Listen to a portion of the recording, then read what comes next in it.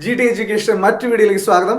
അപ്പോൾ ഇന്ന് നമ്മൾ പറയാൻ പോകുന്നത് ഹാസ്, ഹാവ്, ഹാഡ് യൂസേജിനെ കുറിച്ചിട്ടാണ്. എല്ലാവർക്കും അറിയാം, ഒരു സിമ്പിൾ ഇതാണ്, പക്ഷെ അതിന് പലതരത്തിലുള്ള യൂസേജസ് നമുക്കതിലുണ്ട്. അപ്പോൾ അത് തീർച്ചയായിട്ടും നിങ്ങളത് ശ്രദ്ധിക്കുക. ഇതൊരു ഷോർട്ട് വീഡിയോ ആണ്. അപ്പോൾ എന്തായാലും തീർച്ചയായിട്ടും നിങ്ങൾ കാണാൻ, നിങ്ങൾക്ക് എന്തായാലും ലൈഫിൽ ഉപകാരപ്പെടും.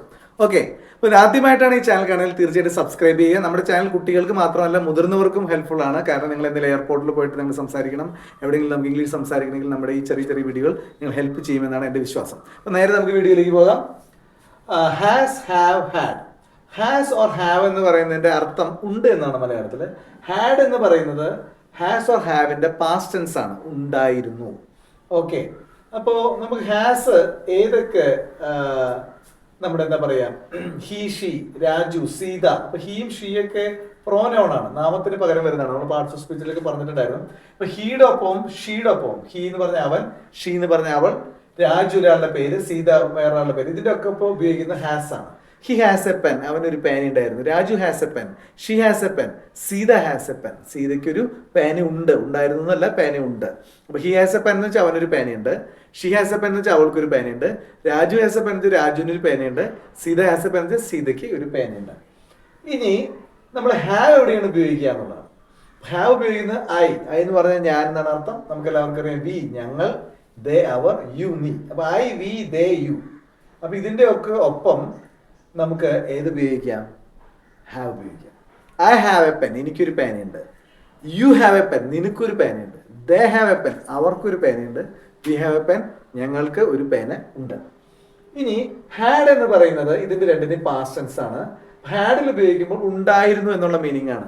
ഹി ഹാഡ് എ പെൻ, അവനൊരു പേന ഉണ്ടായിരുന്നു എന്ന് പറഞ്ഞാൽ ഇപ്പോൾ അവന് പേന ചിലപ്പോൾ ഇല്ലായിരിക്കാം, അതുകൊണ്ട് എനിക്ക് അങ്ങനെ പറയാം. He had A pen. He had fever on yesterday, ഇന്നലെ അവന് പനി ഉണ്ടായിരുന്നു, ഇന്ന് ചിലപ്പോൾ അവന് പനി ഉണ്ടാവില്ല, അല്ല, അങ്ങനെയുള്ള മീനിങ് ആണ്. അപ്പോൾ he, she, Raju, Sita, I, we, they, you, ഇതിന്റെ ഒപ്പം എല്ലാം, അതാണ് ഇവിടെ നമ്മൾ ഓളന്ന് എഴുതിയിരിക്കുന്നത്. ഇതിന്റെ ഒക്കെ എല്ലാം നമുക്ക് ഇത് ഉപയോഗിക്കാം, ഹാഡ് ഉപയോഗിക്കാം.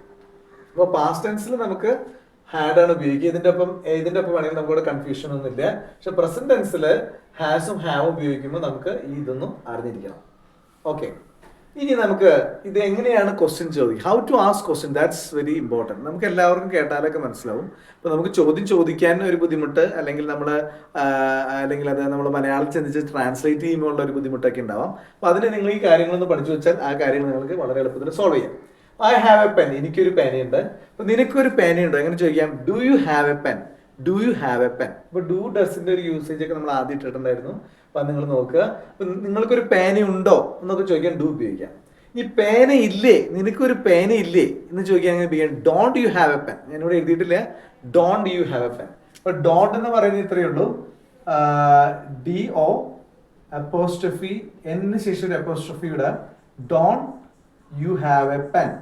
അപ്പൊ ഇത് നമ്മൾ സംസാര ഭാഷയിലാണ് കൂടുതൽ ചോദിക്കുന്നത്, നിനക്ക് ഒരു പേനിൽ. ഇത് ഗ്രാമാറ്റിക്കലി നമ്മൾ don't have you A pen എന്നാണ് വരാ, പക്ഷെ ഇതിപ്പോ സംസാര ഭാഷയിലാണ്.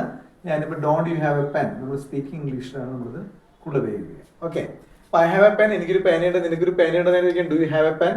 Don't you have a pen, നിനക്കൊരു പേന ഇല്ലേ എന്ന് നമുക്ക് ചോദിക്കാം.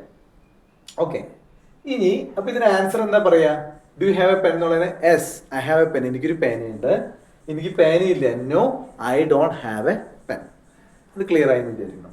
നമുക്ക് ഇവിടേക്ക് വരാം. ഈ ഐ മാറിയിട്ട് ഹി ഉപയോഗിക്കുമ്പോൾ, അപ്പോ ഹി ഹാസ് എ പെൻ, അവനൊരു പേനയുണ്ട്. ഹി ഹാസ് എ പെൻ, അവനൊരു പേനയുണ്ട്. അപ്പൊ നമുക്ക് അവനൊരു പേനയുണ്ടെന്ന് എങ്ങനെ ചോദിക്കാം?